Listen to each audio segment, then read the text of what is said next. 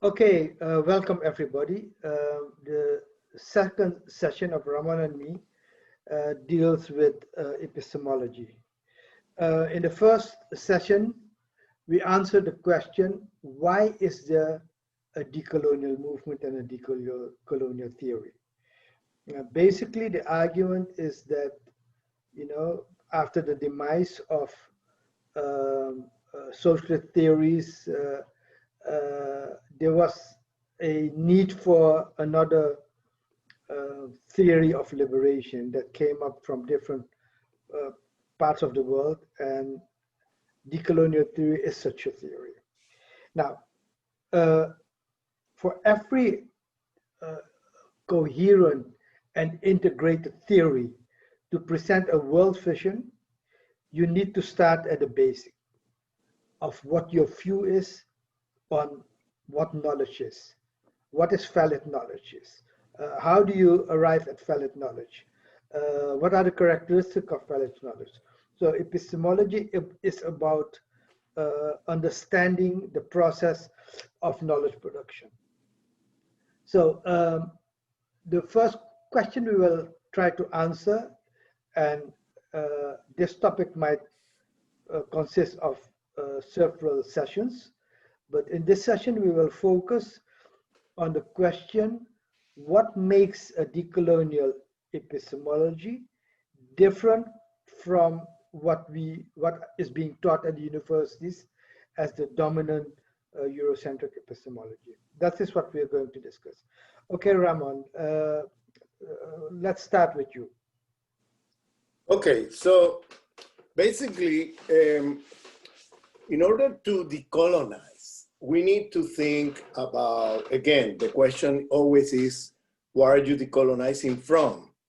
And in the question of epistemology, we need to understand the mechanisms of epistemic Eurocentrism, colonial epistemology, the way that the hegemonic epistemology has colonized our minds. And we need to understand that to know what are we decolonizing from, to then think about the next steps, about how to go forward into a decolonial epistemology, okay? Or epistemologies in plural, okay? Let me say the following. I have said many times that the way this system operates is through the privilege of white manified countries. That is, we always, in the universities as well as in the westernized left, we always are reading as the canon of thought white manified countries. We're reading a French, a German, a British, an American, an Italian, and then secondarily a few other white males of European countries. There is nothing wrong to read European males in itself, okay? What is wrong about the whole thing is that it's the only game in town in this civilization. What I mean by that is that they are considered to provide for us, for everybody at a planetary scale, what is truth, what is reality, and what is good for you. And so there is a fetishization, there is an epistemic racism, sexism, the way I call it, of these authors that are considered to be or to have or to produce superior knowledge over the rest. And then we are supposed to study them and to apply their categories and their knowledge and their theories elsewhere. Look at this word, apply, okay? So they're supposed to give us the conceptual tools and theories that that are going to tell us what is reality, what is truth, and what is good for you. Because they're considered to have a superior knowledge. And the rest of humanity is supposed to have an inferior knowledge, okay? Now, this superiority in knowledge production, which I call epistemic racism, sexism, I call it this way because in this epistemology, you are immediately, automatically excluding, inferiorizing the rest of humanity, including the women of the 5 countries. So these white males of 5 countries that we always read as the authority of knowledge, they're supposed to have the authority of knowledge, they're supposed to have the monopoly of the authority of knowledge at a world scale. So in universities, as well as the westernized left, so university, I call them westernized universities because of this epistemic sexism, racism that I've been calling. So this westernized university and westernized left, they are focusing their knowledge or the knowledge production based on white men of 5 countries. The rest of humanity is out. There are some problems, serious problems with this, because first, the argument they made to say their knowledge is superior is that they have global reach, universal reach. They are universalist beings. This is a very terrible argument because it's very racist. So what is the implication is that the rest of humanity, whatever knowledge they produce, is particularistic. So when you have particularistic knowledge as opposed to universal knowledge, all people who produce particularistic knowledge are supposed to be inferior, and the people who produce the universalist knowledge are supposed to be the superior ones. And so here you have a structure that is at the level of knowledge production, is at the level of epistemology, that is already racist, okay? And sexist at the same time, the moment they also exclude all women of the world, including the women of the 5 countries, you know, as authorities of knowledge. You see, they just exclude everybody else. And this is already normalized. It has been normalized to the point that we don't take a step back to think, what are we doing? You know, who are we reading to understand X or Y? What are, you know, as if there was no knowledge production in the rest of the world. I mean, there is knowledge production in the rest of the world. But they are always considered inferior to what the others are producing. That is to what the white men of the 5 countries are producing. So there is a fallacious, you know, a fallacy in the argument, in this universal particular structure that they built to dismiss everybody else and to bring the white man of 5 countries as the superior beings. Then there is another problem. When you think about it carefully, no knowledge, at least in human beings, knowledge is not produced in a cloud. Okay, knowledge is always produced in relation to social historical context. Okay, so those knowledges are, in a sense, related. The theories and the concepts have embedded in those theories a particular social historical context. You cannot delink knowledge production from the historical and social context in which the people producing knowledge are embedded, okay? So we need to always situate knowledge. We cannot assume that these white men of 5 countries are producing knowledge from nowhere, which is the assumption they try, or the pretension they try to sell us with this idea of the Cartesian idea of I think, therefore I exist, and this I is supposed to produce a God-I view. So this God-I view is supposed to be universal, and it's supposed to be non-situated, and it's supposed to be disembodied outside a body, because it establishes a dualism between mind and body. So it's supposed to have no body and no space. This is a mythology of Cartesianism to make a claim about a God-I view, because without that mythology of someone who produces knowledge with no body, not without a body, outside a body, where the mind is floating somewhere outside the body, and outside space and social historical conditions in an insulated way. You know, this is a partition mythology that they try to portray in order to make the claim that their knowledge is a God view equivalent to God. This is an idolatric I. It's an I that put himself, and the gender here is on purpose, put himself in the place of the Christendom God. So here you have the structure that will then be used to justify why man of five countries can know or can produce a knowledge that knows better than you what is reality, what is truth, and what is best for you. You know, that their knowledge is superior in that sense because this is a universal knowledge, a God view, and so we end up making an idolatry of the white man, you know. And so here we have a problem because there's so many knowledge produced worldwide in other contexts that are more accurate to the context that they're produced than this white man knowledge, you know, and they are all excluded and inferiorized relative to the white man. So this creates a lot of problems because the moment we start importing theories that have thought about the problems of 12% of humanity, because you sum the population of these five countries, 12% of humanity.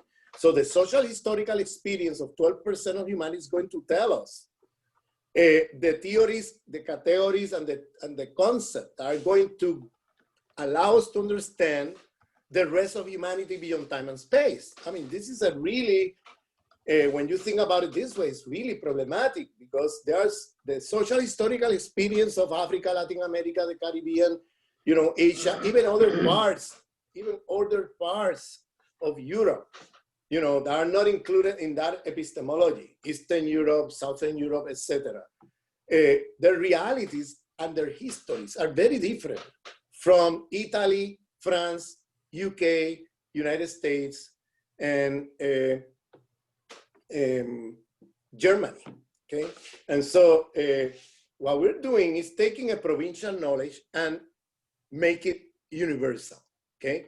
And the mechanism used for that is this argument about producing the superiority of this white man of five countries because they produce a universal knowledge while the rest are particularistic, as if they were not particularistic. You know, they are particularistic too. They just, through a mechanism of domination at a world scale, through colonialism, through imperialism, they've been able to place themselves in a position of power to the point that now we are looking at them as some kind of fetish, as some kind of godlike or knowledge, you know, or superior beings. And then what happens is that through the Westernized university, you get spread their knowledge around the world because the Westernized university is a global structure of power that then gets spread all over the world to create and produce the Westernized elites, you know, that the system needs, okay? Now, the problem here, one of the problems is that then in the Global South, we start reading these authors that have never thought about our social historical experience, that do not have the categories to understand our situations, okay? Because they were thinking about other contexts different from ours, okay? And now we read them as if they're going to give us the categories and theories to understand our world, okay? Our situation, our location in the world, in the Global South, you know? And so what happened then is that we begin to absorb these theories and start looking at the world from the lenses of the white man of five countries. This is really a schizophrenic. This is really a colonial mentality. Like we end up being colonizing our minds, you know, because we end up looking at the world from the lenses of the theories produced in five countries, okay, by one man of five countries. And now we come to situations in Africa, in Latin America, even inside the other parts of what we call the geographic West, that are not included in this epistemic privilege, and we start looking at the world with those lenses as if the realities of the rest of the world were compatible with the social historical experience of these 5 countries, you know, and that's when we fall into a form of mental colonization, conceptual colonization, epistemic colonization of our minds.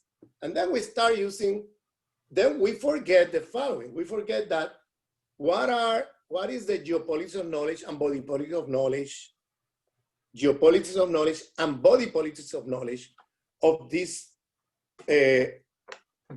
authors of the white man of 5 countries. They are thinking from the imperial, as in, you know, from the imperial West. They're thinking from, you know, as imperial beings.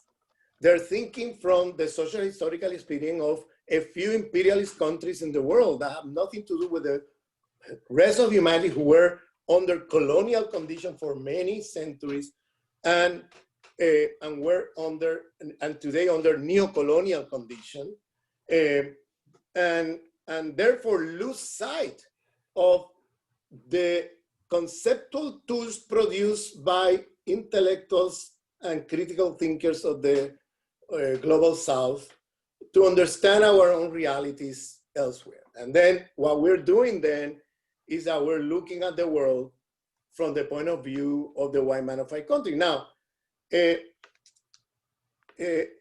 your work, for example, you have done great work in decolonizing the mind by contrasting their narratives, okay? How what they call discovery, for example, is an invasion, a conquest, okay?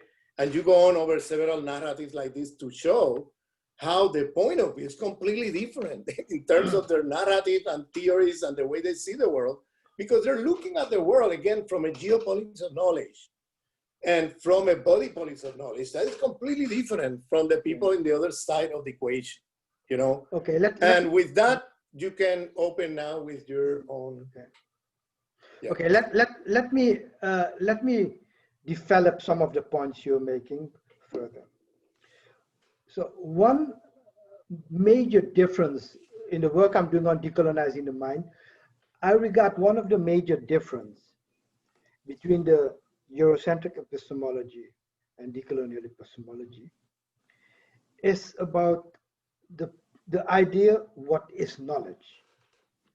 And in Eurocentric epistemology, they see knowledge as the production of ideas and concepts that enables you to understand reality. So you get an idea of what the social and natural reality is we are living in. And in the Eurocentric evolution of Eurocentric philosophy, that understanding of the knowledge came to a point where they argued that you can understand knowledge and separate it from a judgment of that knowledge. And it's something you should develop on your concept between the relation between object and subject. And basically, Eurocentric knowledge says we can be objective, we might make errors, but we can be objective because knowledge can understand reality without judging the reality, without having morality in it. Now, for understanding the natural world, one might think, okay, that might be the case, but I will argue that even in understanding natural, the natural world, they have judgment about how you evaluate and how you value the natural world, which is subjective. So they argue that knowledge is then about seeking the truth. So once you understand how the world functions, how it works, the natural world and the social world, if you understand that, then you can act on it. You can change it. You can develop policies on it. And if your understanding is correct and objective, it doesn't depend on who investigates the subject, who investigates the reality. It doesn't matter, because whoever it does comes to the same conclusion. Now, in decolonial epistemology, I argue that there's not only a trend to look for the truth. This epistemology is not only about truth, it is also about lies. So the colonization of the mind means that we have a whole body of work that produces knowledge about reality, of which they knowingly know that these are lies they are producing, because they know the facts. So the production of lies is done through techniques of the colonization of the mind. And let me go into how, in general terms, the production of lies works. Now, when you produce knowledge, you use categories, what you call category, I call it concept. So a concept is a representation of a piece of reality. Let's take the subject of the so-called discovery, which is basically the occupation of the Americas. In order to produce the knowledge about the occupation, if you want to produce knowledge which, according to your, let's say, the reality of where the indigenous people in Americas lived on, you mentioned it already in the first session, their name for their land was not America. So the terminology which you use in presenting a concept is one factor in how you manipulate a concept in order to produce a lie.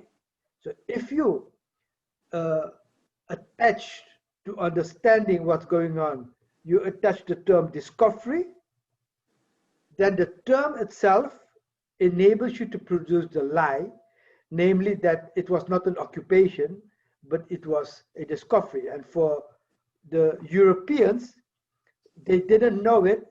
So for their point of view, they call it a discovery.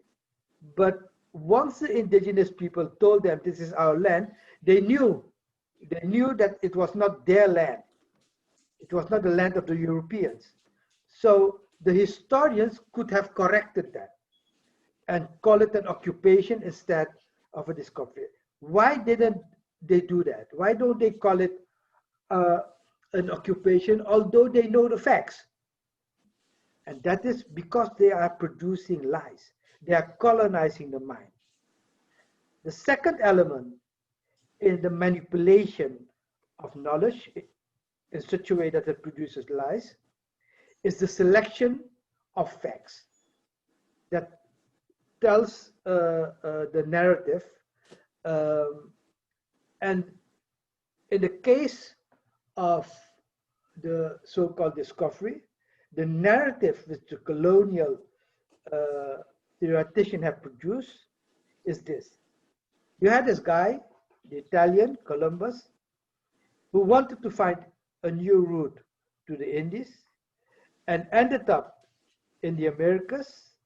And basically, it was a work of science. He was basically doing scientific work, discovering, trying to find a new route. And because that what he found enabled Europe to build a global system, and therefore the work that Columbus has done is great, and therefore you have 600 statues around the world celebrating the life and achievement of Columbus. So the facts that they select to show that Columbus was just a great man are the facts about his wandering around in Portugal and Spain to convince their kings to finance his trip. And you already explained how the finances came around in the first session after the fall of um, Granada. And they leave out the other facts. They don't take all facts into account. And the other facts are that from the very start of the journey of Columbus, the very first voyage of Columbus, he kept a diary. So they know the diary. You and I have read the diary. Many other people have read the diary. And if you read the diary and research the facts and circumstances around the diary, then you see his first crime was kidnapping 7 Tainos, uprooting them from their families and bringing them to Spain to show the Spanish that these people would make magnificent enslaved people. So that was the first crime of enslavement and kidnapping, and the crime is not reported as a crime. The other thing is Columbus as a guy who was searching for a new route to India. There's another story, and where the greed of Columbus, his motives were not so pure. Basically, what he wanted is to go after the gold he thought could be easily found in Japan, because that is where he thought that, based on the diaries he had read from Marco Polo, that there were houses of gold there. And in his diary, he refers to the people leading these societies. He referred to them as the Khan, which is the term they use in Asia. So he writes constantly about hoping to meet the Khan of the people he saw there. So you don't, if you read the stories about greed, then you understand that it was not such a noble view. And if you leave those facts out, you're manipulating the mind. The third aspect in creating a lie is how you put up an analysis. So you could gather all the facts, and the facts tell you what happened, but the facts don't tell you why it happens. In order to understand why it happens, then you have to put a line of events that explains, and you bring into factors that explains what happened. And the explanation and the analysis of the journeys of Columbus, all the analysis is about geography, how the route was found, how he erred in his understanding of the world, but basically the why of the Columbus voyage, why he did this, is the finding of new avenues to Asia. And then the third is, you have this concept, finding a new route to Asia, that explains why he did it. The third element is a theory, because you will have a concept of the voyage, then you will have a concept of what happened after the voyage. The first ship, the first 3 ships he came with, carried about 80 people in total, and then he came the second voyage, which was 15,000 men, and mostly of them military. So the theory that colonial historians produce to understand the discovery, the so-called discovery, the theory was modernity, that Columbus opened a new phase in world history, where with the rise of modernity. And modernity means that it opens the road in world history where all things come together from Europe. One is connecting the so-called New World with Europe and Asia and later Africa, the rise of science, the rise of technology, and all these things is seen as the rise of human civilization with the modernity that has its roots in Europe. So this was the fourth element. And as we discussed previously, we characterize this world civilization that came and developed after 1492 as a civilization of death. And we regard it not as the apex, the top, the upward climb of humanity toward progress, but it was the downward trend, the nadir, the lowest point in human history, full of genocide, full of destruction of nature and life, full of theft of wealth from different parts of the world to enrich Europe and later America. So we have the theory not of modernity, but of barbarism. So looking at this 500 years as the rise of barbarism and not the rise of modernity.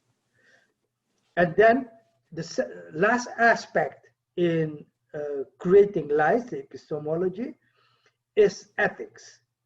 And they tend to argue that ethics is not part of the knowledge, but as you explained in one of your earlier talks, they hide it, the ethics. The ethic is there, they claim it's not there, but they hide it. So that's why if you read the works on Columbus and the so-called discovery, it's full of admiration and full of value judgments of how great this work is. And that resulted in the 600 statues across the world of Columbus. While we openly argue that ethics is part of knowledge. Knowledge is not only about understanding reality, but really about judging and changing reality. It's part of our epistemology. And these are the 5 elements that we use to manipulate the mind. And maybe, Ramon, you could dwell on the relationship between object and subject, and that as a mechanisms of colonizing the mind. Yes, this question of subject-object is a quintessential colonial epistemology. By objectifying nature, for example, and we are, in a sense, transforming what are in reality not objects, but subjects. So we turn them into objects, what are living beings around us.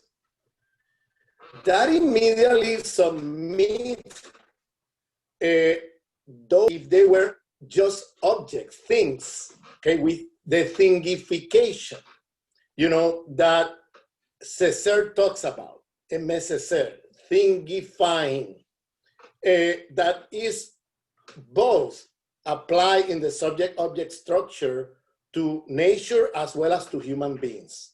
So, for example, the quintessential epistemology is to make the other an object, to study them, and not look at them as subjects that act in the world and have their own, in the case of human beings, production of knowledge, okay?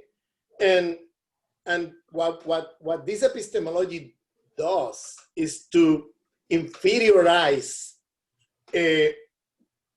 forms of life, including human lives, to the point that they made them object of study. And in doing that, they exercise epistemic violence that is at the center of the civilization of death. Because if you take living beings that surround you, and you look at them from the dualistic Cartesian point of view we discussed last time, and you separate them from the reproduction of life, and you think that human life can reproduce itself insulated from those other forms of life, and then you turn them into objects of knowledge, but also objects for technology. The technology you build is already have the genocidal structure of destruction of life. The moment you don't consider there the rationality, the moment it's produced through Cartesian dualism, that thing of human life insulated from the rest and other forms of life, and therefore you produce a technology that could destroy everything around you, assuming that human life will continue, because you have thought about human life as a life that reproduces itself insulated from other forms of life. So this has there the seeds of destruction, but then the epistemology that accompanies this dualism, because the dualism is in terms of the theory of being, the theory of the ontology in philosophy, that is how being is produced and reproduced. So human beings are produced and reproduced, separated, insulated in a dualistic ontological way from other forms of life. Any technology you build around that cosmology is going to be destroying life, because you don't have there the rationality of reproduction of life. You don't see like other cosmovisions, other cosmologies that see life, human life, in relation to other forms of life inside one cosmos. And therefore, they always think about the balance you need to create for the reproduction of life, including human life. Otherwise, you destroy life.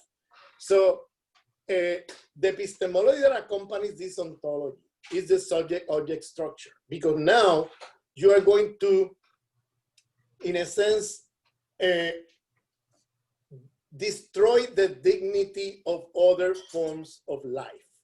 You're not going to see them as life, as living beings in relation to human life, as living beings. We are all living beings, and you're not going to respect the dignity of the other forms of life. You're going to just destroy them for the sake of some ulterior goal, okay? That could be profits, or that could be domination of nature and so on. So it's there is a value there, which is about exploitation, domination of nature, what we call in the West nature, these other forms of life.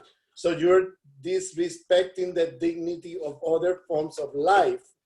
And in doing that, you're objectifying them as if they were just objects. So you can kill all these lives without any kind of responsibility, because you turn them into objects. But this mechanism we use with non-human life, we do the same thing with human life. In this civilization, they construct millions of human beings, the majority of the population of the planet, as things, as objects that could be destroyed, and who cares? Nothing happened, because they are considered son or non-being. They're considered non-human or subhumans. They're considered as beings that do not have the dignity of the human, because the human is already defined a priori as the superior beings. That is the westernized populations, the Western populations over the rest, the white man over the rest, etc.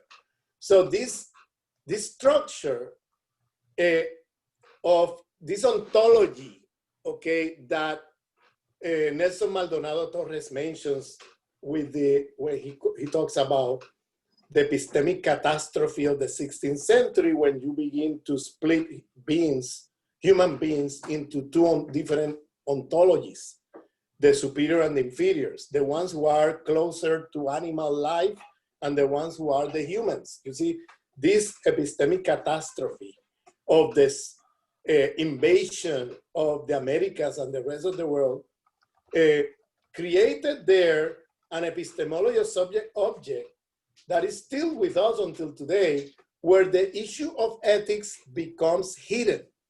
Because now, in the name of truth, they're going to turn human beings and other forms of life into just objects.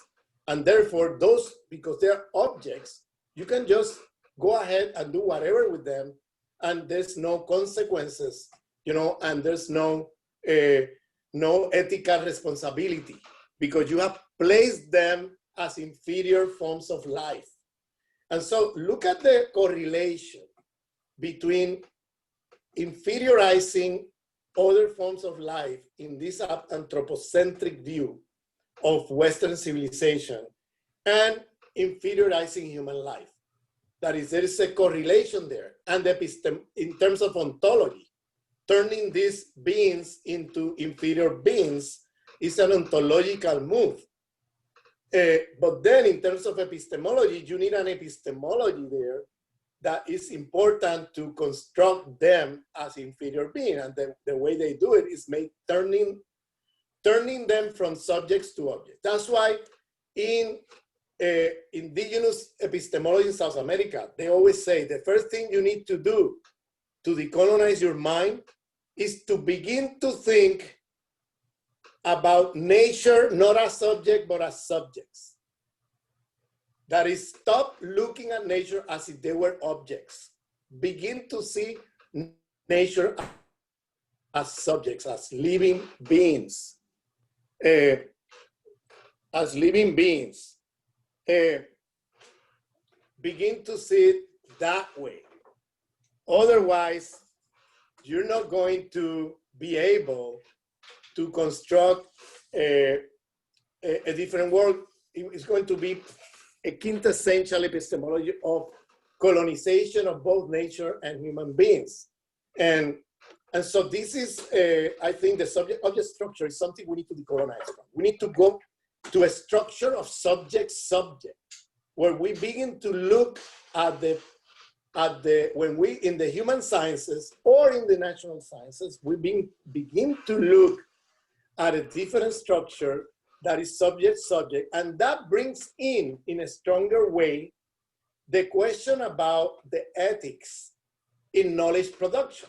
Because now you're dealing with the dignity of a living being that you cannot just go ahead and, you know, put a train over their head, you know, and destroy it. You have to, in a sense, it forces you to think about the ethics of knowledge production. I mentioned in the last session how Western sciences took, in the early modern period, knowledge from other civilizations, because they were in an obscurantist moment, Christendom. In the early period, they were super obscurantists. So a lot of their knowledge came from other civilizations. But in this epistemic extractivism, I call it this way because they never acknowledge where they took the knowledge. They just, they attribute that knowledge to a white man. So history of science is full of white supremacy. So what they do is they extract the knowledge, putting on the side the spirituality. And the problem with that is that when you put to the side the spirituality, because a lot of these civilizations have sciences that was not contradictory with spirituality. And so they were producing sciences with spirituality at the same time. They did not have the dualism of Christendom, that either you were spiritual or you were scientific, but to be scientific, it meant that you were not spiritual. I mean, this dualism is a Christendom thing that later got secularized with Cartesianism and with modernity into religion science. And that's a problem of the West. That's not a problem of humanity, because humanity never had a dualistic or a contradiction between spirituality and doing spirituality and doing science. They were always embedded. So when you take away the spirituality, you're taking away the ethics in knowledge production. So when you extract knowledge just like that, and you leave out the spirituality, then you turn and turn all of that into objects, okay? And leave out the ethics. Then you have a science without ethics. And a science without ethics is a science with no limitation. And a science with no limitation is a science with no constraint. And a science with no constraints is a science destructive of life. because it has no limits. It becomes the new religion. It becomes the new fetish. It becomes the new God. Whatever science says is justified. And you have to do it without thinking about the ethical consequences of what you're doing. And this is why in modernity, we have a form of science that is destructive of life, that is at the center of this civilization of death. That is not only that we're turning human beings and other forms of life into objects that we destroy, and in that sense, it's a civilization of death. It's also that the science that we have is a science without ethics, and therefore it's a science destructive of life too. Anyway. Okay, so how does this play out in the academia? And that is the way I see it is as follows. Because ethics are hidden, then understanding reality means that you come up with the concepts of laws. There are laws of nature. There are laws in social life. There are laws in economic life. And what knowledge producers, the so-called scientists, need to do is to conduct research that finds these laws, understand them, and use them to direct life in the planet. So it started obviously with the knowledge production about nature. And then they concluded with the rise of physics, the rise of chemistry, the rise of all the natural sciences. They concluded that there were natural laws. The law of gravity is a natural law. If you have a bottle of water and you drop it down and the water goes down, there is a law that governs that phenomenon. That is the law of gravity. You have the law of magnetism. You have all kinds of natural laws. That is what they found and they came up with. And then they saw another peculiar thing. These laws of nature corresponded to mathematical rules. So mathematics then becomes an instrument to understand the laws of nature. So you get a lot of mathematics involved in understanding natural laws, and that enhances the claims of objectivity. Because then you could say, look, it's not me. This is how law of nature works, and whoever conducts the research will see it. So then the idea of laws of nature are then transformed to laws of human life. For example, in economics, there is the law of demand and supply. They call it also a law, which means it's not something humans have control of. It's just there. So this law can also be represented with mathematics in a graph of supply and demand. And then economics becomes objective, and understanding social reality is doing research in the same way you do research with a natural phenomena. You use mathematics, you have observations, in sociology you have surveys, and all these figures and models give you an idea of, let you understand how nature works and how social laws work. And here is our critique of these things. First of all, I won't go into the mathematics because I'm doing some work on decolonial mathematics inspired by the work of my friend C.K. Raju in India. But the idea that there are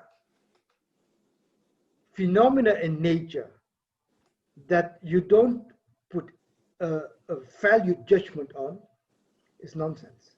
Take, for example, the classification of human life, which in biology, they have all these graphs that tells you humans are at the top of all lives. And then you have the animals, and then you have different kind of animals. The cow is somewhere, but for some communities in the world, the relationship with animals can sometimes be sacred. The value of the animals is not an objective ethical judgment. And say you put a cow there. For Hindus, for example, they view the cow in a different way than the Europeans view the cow. And the European thinks that their classification is a natural classification. In the same way, the idea of supply and demand is not an objective thing.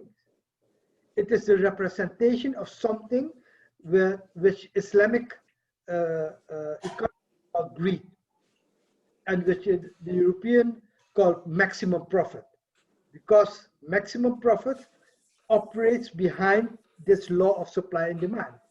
Sorry, how did the Islamic economists call it? Greed. Greed.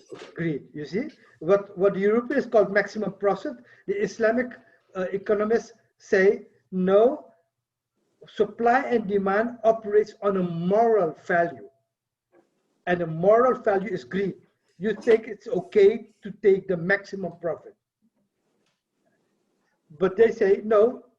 You could let supply and demand determine by what is just, not what is profitable, but what is just for the people involved. For example, if you have a scarcity of grains and there's a famine, then supply and demand would drive up the price immensely. But that is not because of a law, but because there's an army gathering all the storage of grain, you know, and there are people holding other people to get to the food. So there's a power mechanisms, and there are ethical values behind these so-called social laws. Now, with this kind of epistemology, you get a totally different knowledge production, which looks at the concepts of laws in natural and social sciences, looks at the basic category. And what my view of decolonial theory is that we are only a few decades old. They have gone through centuries where philosophers have contributed since Bacon in 1650, Descartes, and all the others have 500 years, 300 years, sorry, of producing the knowledge, and we just recently started.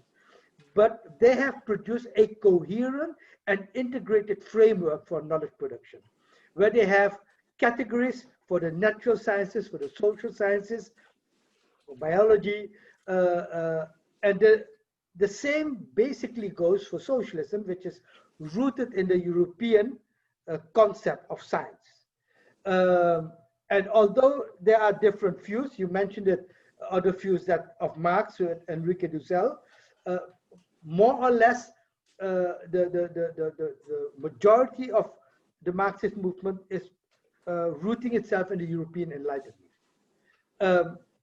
And I argue that we need to develop a decolonial theory that is coherent and integrated. So you don't have only a decolonial theory of sociology, of philosophy, of epistemology, but you have also a decolonial theory of economics, of politics, of cultural life, of mathematics, you know, of natural sciences and how you view nature. And that is the challenge which is upon us to build this a kind of decolonial epistemology. Now, what I would suggest is we take one aspect of category and deal with that in our next session, and that is politics. So the next session, we think about what is decolonial political theory, which comes out of epistemology, which comes out of what we are discussing now. How does decolonial political theory differ from liberal political theory? And the interesting thing is also from Marxist political theory, because there is where Marxism differed from liberalism. They have a political theory, a coherent, well integrated, and a very sound one. They have a theory of the state. So let's look into the next session and discuss this particular thing. A theory of state according to liberalism, a theory of state according to Marxism, and a theory of state which we need to develop from a decolonial point of view. Is that okay with you, Ramon? Yeah, that's a good idea. That's very good. Very good. Yeah. Okay, so we'll finish this session now, and the next session will be about decolonial political theory. Okay. Okay, great. Thank you. Thank you. Bye.